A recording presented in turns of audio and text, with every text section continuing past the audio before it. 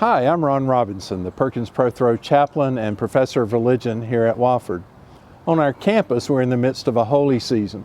For those of the Abrahamic faiths, this is a time for Passover, for Ramadan, and of course for Christians for Holy Week. This week, Friday, Saturday, Sundays, Good Friday, Holy Saturday, and Easter Sunday. An acquaintance of mine, David Cunningham, has written a book by that title, Friday, Saturday, Sunday, and he deals with the themes of each day. Grief and pain for Friday, separation and absence for Saturday, transformation and renewal for Sunday. Easter is a time for transformation and renewal. It's also a time for comfort and calling. In the Gospel of John, when Jesus appears to the disciples in the upper room, what's the first thing he says? Peace be with you. And then he tells the disciples to go out and forgive other people. He also gives them a calling, comfort and a calling. And of course, we know later on, he says to all the disciples, feed my sheep, feed my little lambs. I've been very impressed with students on campus in the ways they have responded to the calling to reach out to the people of Ukraine. They've sponsored several vigils on campus where they tie ribbons around our peace pole. They've been raising significant money for UNICEF to go to the refugees.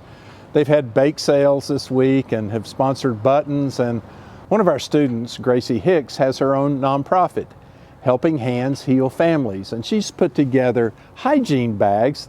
In a couple of weeks, the volleyball team's going to work with her and have a packing day to send many more over to help people. People are responding to the need to help. They're hearing that call and doing something. Easter is perhaps my favorite time of year. I think of the Easter lily here. It has significant symbolism. It's been called the white robe of hope of the apostles. It's white to represent the purity of Christ. In many paintings, the angel Gabriel is depicted as handing lilies to Mary. There's even a folk tradition about tears, Eve's tears in the garden turning into lilies, and Mary's at the crucifixion turning into lilies.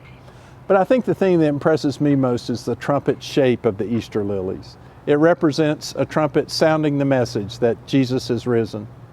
My prayer is that this Easter you'll hear the trumpets announcing the good news. He's risen. He's risen indeed. It's also my prayer that in the midst of any pain and grief, separation or absence you're experiencing in your world, that you will experience transformation and renewal. He is risen. Easter blessings.